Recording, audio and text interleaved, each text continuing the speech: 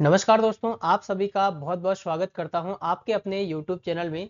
दोस्तों, इस वीडियो के अंदर में बात करेंगे यहाँ पर 2023 और 24 के यूजी के प्राइवेट एनरोलमेंट फॉर्म दोस्तों आ चुके हैं। जी हाँ दोस्तों, यहाँ पर प्राइवेट फॉर्म भरना प्रारंभ हो चुके हैं।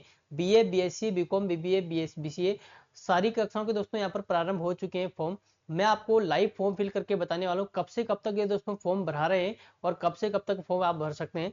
मैं आपको पूरी कंप्लीट जानकारी इस वीडियो के माध्यम से आपको दिखाने वाला हूँ। वीडियो में दोस्तों आप एंड तक जरूर बने रहेगा।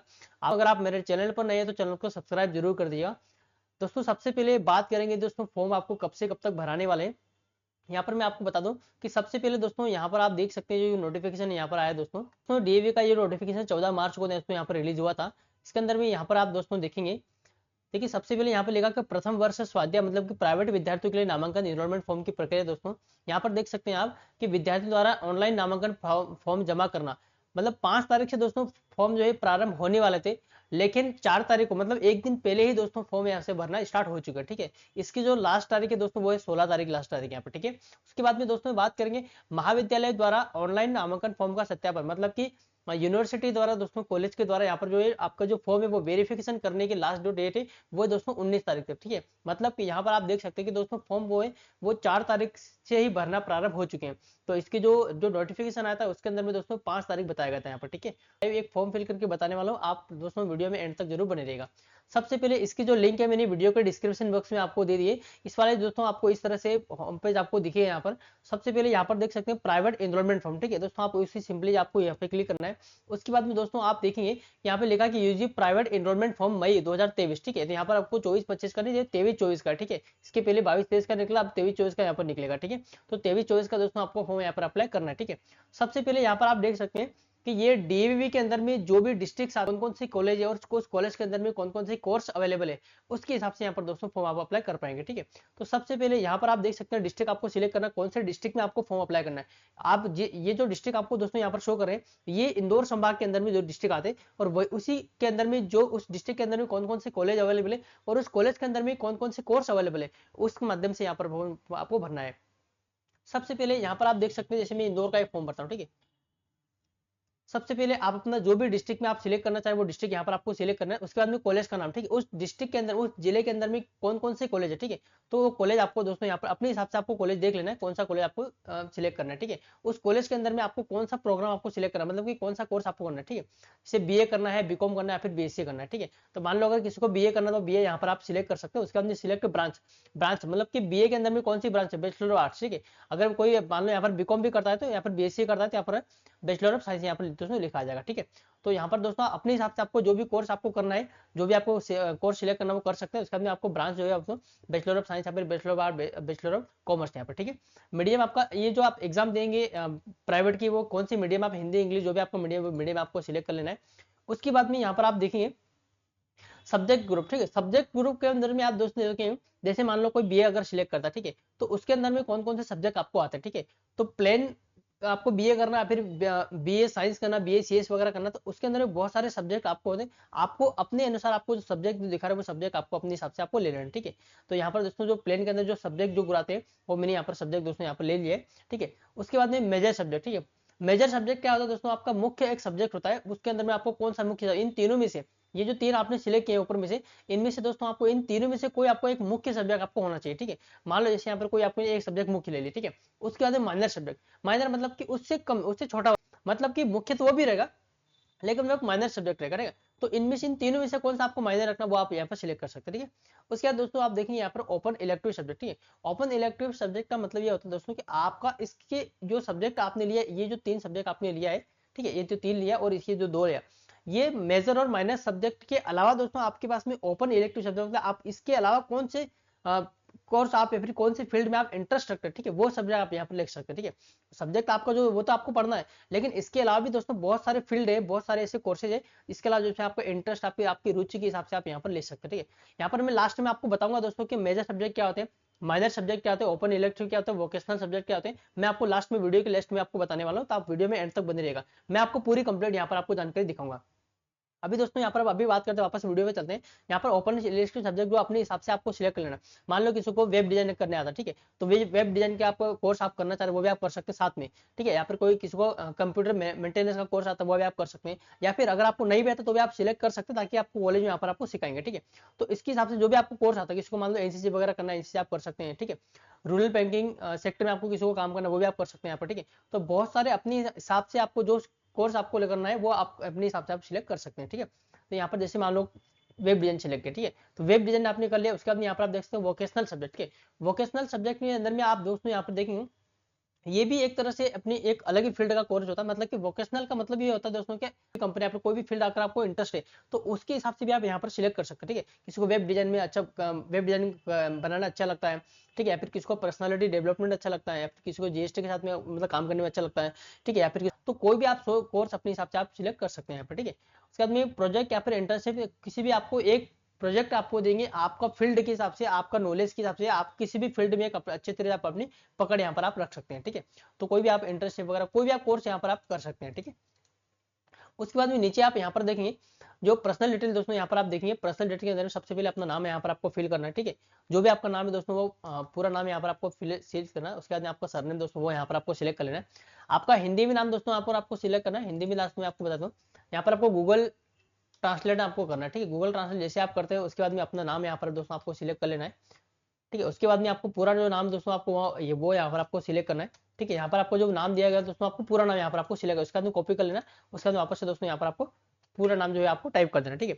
और यहाँ पर आपको जो डेट ऑफ बर्थ दोस्तों वो डेट ऑफ बर्थ अपने हिसाब से आपको डालना है, जो भी आपका डेट ऑफ बर्थ है। फादर का नाम जो भी दोस्तों आपका फादर का नाम है वो यहाँ पर आपको डालना है। उसके बाद आपको जो मम्मी का नाम है वो यहाँ पर आपको दोस्तों डालना है, ठीक है। उसके बाद यहाँ पर आपको मेरिटल हिसाब मेरिड एडमिट जो आप और डाल सकते हैं। नेशनलिटी आपको इंडियन यहाँ पर रखना। रिलीजन जो भी आपका हिंदू मुस्लिम जो भी आपका रिलीजन मतलब जो आपका धर्म है वो आपको रखना है। उसके अंदर जो भी किसी भी कैटेगरी से आप बिलोंग कर रहे हैं, एससी एसटी ओबीसी जो कैटेगरी है वो कैटेगरी यहाँ पर आपको रख लेना, ठीक है। उसके बाद में आप सब कैटेगरी आप छोड़ सकते हैं, कोई दिक्कत नहीं। अगर आपको कोई माइनॉरिटी है या फिर जम्मू कश्मीर जो कोई बिलोंग करता है वो इनमें से आप सिलेक्ट करते हैं सब कैटेगरी। अदरवाइज अगर आपने कोई कैटेगरी इसमें से नहीं सब कैटेगरी सब कास्ट उप जाति वगैरह तो यहाँ पर छोड़ सकते हैं। जेंडर दोस्तों यहाँ पर क्या आपको मेल फीमेल जेंडर आप वो डाल देना है। यहाँ पर लिखा है कि एमपी डोमिसाइल मतलब कि क्या आप मध्य प्रदेश के निवासी है, यहाँ पर आपको वाई मतलब यस, नो मतलब एन मतलब नो, ठीक है। अगर आप मध्य प्रदेश के निवासी हैं यहाँ पर आपको यस करना है। उसके बाद अगर एमपी के बाहर के हैं तो यहाँ पर एन करना है, ठीक है। तो आपको सब सारी जानकारी सही फिल करना है। उसके बाद नेक्स्ट पे आपको करना है क्लिक। तो जैसे आप नेक्स्ट पे दोस्तों आपको क्लिक करते हैं उसके बाद में आपको कुछ इस तरह से डिटेल यहाँ पर फेस होकर आ गई। सब यहाँ पर आप देख सकते हैं सबसे पहले आपका जो एड्रेस है वो आपको एड्रेस दोस्तों यहाँ पर आपको डाल लेना है, ठीक है। जो भी आपका एड्रेस है वो एड्रेस यहाँ पर आपको फिल करना है। उसके बाद जो पोस्ट लगता है वो दोस्तों पोस्ट यहाँ पर आपको फिलना। अगर कोई सिटी से बिलोंग करता है आपको प्रॉपर आपको हाउस नंबर वगैरह आपको डालना है, कॉलोनी मोहल्ले का नाम यहाँ पर आपको डालना है। सिटी में तहसील आपको डाल देना है, तहसील या फिर सिटी जो भी आपको लगता है वो दोस्तों यहाँ पर आपको डाल लेना है, ठीक है। उसके बाद में दोस्तों आपको स्टेट कौन से स्टेट से आप बिलोंग करते हैं वो स्टेट यहाँ पर आपको, अगर कोई बाहर का स्टेट है तो बाहर का भी आप यहाँ पर डाल सकते हैं। आप बिलोंग करते हैं वो डिस्ट्रिक्ट यहाँ पर आपको डालना है। उसके बाद में आपको पिन कोड यहाँ पर आपको डालना है। अगर आपका वर्तमान एड्रेस और परमानेंट एड्रेस दोनों अगर आपका सेम है तो यहाँ पर आपको कॉपी टू परमानेंट एड्रेस पर आप सिलेक्ट कर सकते हैं। अगर आपका अलग अलग है दोनों, अगर आप बाहर का एड्रेस मान लो जैसे जो पढ़ाई करने अगर कोई बाहर डिस्ट्रिक्ट में आ रहा है या फिर आपका परमानेंट एड्रेस तो होम टाउन तो आपको कहीं और का है लेकिन आपको पढ़ाई स्टडी करने आप वहीं बाहर आ रहे हैं, ठीक है। तो वो दोस्तों परमानेंट एड्रेस वहाँ का आप जो घर का पता वो यहाँ पर आपको डालना है। और आप वर्तमान का जो करस्पॉन्डिंग एड्रेस वो यहाँ पर वर्तमान का डाल सकते हैं। अगर आपको दोनों का सेम है दोस्तों यहाँ पर आपको कॉपी कर लेना है, ठीक है, कॉपी टू परमानेंट एड्रेस। तो आपका ये वाला जो एड्रेस है दोस्तों यहाँ पर कॉपी हो जाएगा, ठीक है। उसके बाद ये कॉन्टैक्ट नंबर दोस्तों यहाँ पर आपको कॉन्टैक्ट नंबर आपको दे देना है। उसके बाद आपको जो जीमेल आईडी दोस्तों वो जीमेल आईडी यहाँ पर आपको फिल कर लेना है। जो भी आपके जीमेल आईडी वो दोस्तों जीमेल आईडी यहाँ आपको फिल कर लेना है। के बाद में दोस्तों यहाँ पर आप देख सकते हैं नीचे आपको एग्जाम पास, ठीक है। आपने क्या किया बीए, दो कंडीशन है, 12वीं पास होने के बाद भी ग्रेजुएशन कर सकते हैं, फिर ग्रेजुएशन पहले से किसी ने कर लिया फिर भी ग्रेजुएशन करना चाह रहा है तो वो आप ग्रेजुएशन कर सकते हैं, ठीक है। तो यहाँ पर आपको एग्जाम पास में यहाँ पर आपको तो ग्रेजुएशन डालना है वो आप डाल सकते हैं। अगर आपको 12th डालना है 12th आप डाल सकते हैं, ठीक है। अगर 12th डालते हैं तो दोस्तों यहाँ पर आपको सब्जेक्ट डालना है, ठीक है, कि आपने 12th किस सब्जेक्ट पास करें, साइंस से, कॉमर्स से, आर्ट्स या फिर एग्रीकल्चर, ठीक है। अगर यहाँ पे जो भी आपका सब्जेक्ट है वो डाल सकते हैं। इसके बाद आपको यूनिवर्सिटी कौन सी थी, एमपी पर आपको यूनिवर्सिटी आपको सिलेक्ट करना।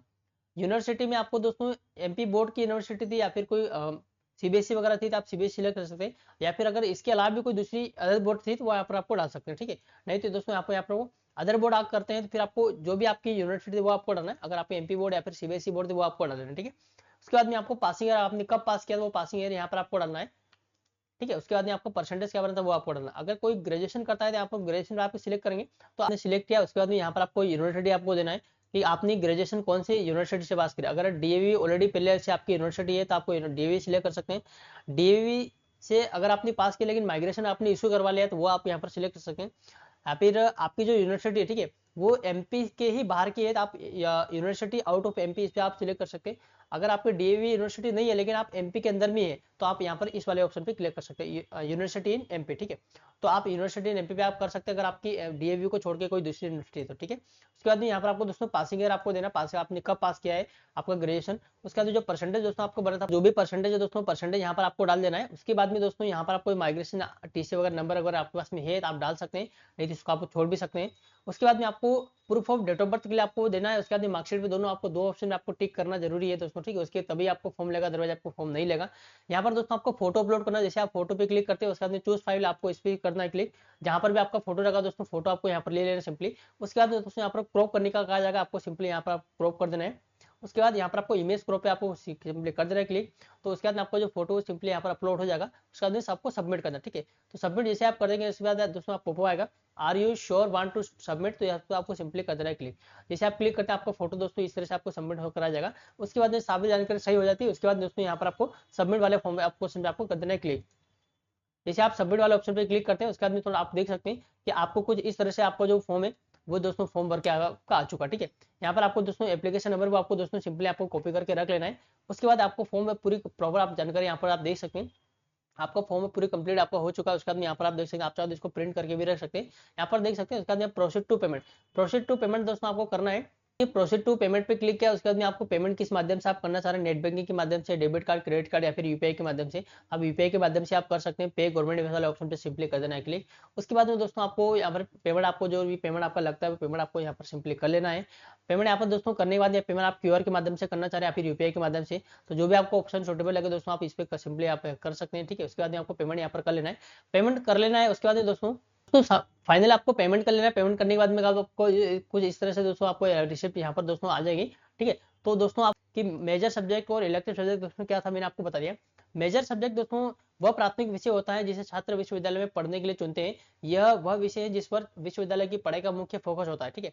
मेजर छात्रों द्वारा चुने गए कार्यक्रम में मुख्य विषय होता है। माइनर सब्जेक्ट की अगर बात करें, नई शिक्षा नीति में अब माइनर सब्जेक्ट को भी दोस्तों शामिल कर लिया गया है। मसलन अपने मूल विषयों के अतिरिक्त छात्र अगर कोई विषय लेना चाहता है तो उसे मौका मिलेगा। इनको माइनर विषय कहा गया है, ठीक है। किसी भी एक सेमेस्टर में या फिर कोई एक वर्ष में छात्र को एक माइनर विषय लेना होता है, ठीक है। माइनर किसी खास विषय या फिर थीम में पाठ्यक्रम का समूह होता है। यह आपके लिए अध्ययन के मुख्य क्षेत्र का दोस्तों एक पूरक होता है, ठीक है। यहाँ पर ओपन इलेक्टिव सब्जेक्ट की दोस्तों बात करें, ओपन इलेक्टिव पाठ्यक्रम को सीखने से छात्रों को सीखने की जागरूकता और नौकरी उन्मुख लाभ मिलते हैं। छात्र को विभिन्न विभागों से कोई भी खुला वैकल्पिक पाठ्यक्रम चुनने और पाठ्यक्रम के उस क्षेत्र में नौकरियां हासिल करने के लिए उस अपने ज्ञान को लागू करने का अवसर दोस्तों यहाँ पर मिलता है। ये ओपन इलेक्टिव सब्जेक्ट के अंदर में आता है, ठीक है। वोकेशनल सब्जेक्ट की अगर बात करें, वोकेशनल कोर्स में स्टूडेंट को किसी खास फील्ड के ट्रेड्स के बारे में बताया जाता है। कई तरह के फील्ड जैसे कि health care, graphic, web design, food technology, cosmetic में इस तरह से कोर्स ऑफर किया जाता है, ठीक है। इसके अलावा तकनीकों कामों जैसे कि ऑटोमेटिक रिपेयर, प्लम्बरिंग और एयर कंडीशनिंग में भी ये कार्य दोस्तों यहाँ पर ये कोर्स दोस्तों किया जाते हैं, ठीक है। यहाँ पर देख सकते हैं प्रोजेक्ट इंटर्नशिप, लास्ट में मैंने बताया था आपको प्रोजेक्ट इंटर्नशिप, ठीक है। तो इंटर्नशिप छात्रों को ये बताते हैं कि किसी विशेष भूमिका या क्षेत्र में काम करना कैसा होता है। वही नियोक्ताओं को किसी ऐसे प्रवेश स्तर के काम को करने से फायदा होता है जो कि संभवतः स्थायी कर्मचारी के दायरे से नीचे होता है, ठीक है। इंटर्नशिप छात्रों को कंपनी के साथ जोड़ने का अवसर देती है। इससे छात्र को कंपनी के बारे में बहुत कुछ सीखने को मिलता है। साथ ही इससे छात्र को जॉब मार्केट के बारे में भी पता चलता है। इंटर्नशिप छात्रों को यह समझने का मौका देती है कि कंपनी उनसे क्या अपेक्षा करती है और नौकरी लगने के बाद उनसे क्या स्किल्स और किसकी कमी है, ठीक है। ज्यादातर छात्रों को कार्य के अनुभव के लिए भुगतान नहीं मिलता है। हालांकि कुछ नियोक्ता छात्रों को भुगतान करते हैं क्योंकि उन्हें उनकी शिक्षा का हिस्सा माना जाता है, ठीक है। तो दोस्तों ये था, मैंने आपको बताया कि रिलेक्टिव सब्जेक्ट, मेरे सब्जेक्ट क्या होता है, माइनर सब्जेक्ट क्या होता है, मैंने पूरी कंप्लीट जानकारी यहाँ पर दोस्तों आपको बताइए। दोस्तों आशा करता हूँ कि वीडियो आपको अच्छा लगा होगा। दोस्तों वीडियो अच्छा लगे तो वीडियो को लाइक करें, चैनल को सब्सक्राइब करें। मिलते हैं दोस्तों नई किसी और वीडियो के साथ में, तब तक के लिए धन्यवाद। जय हिंद।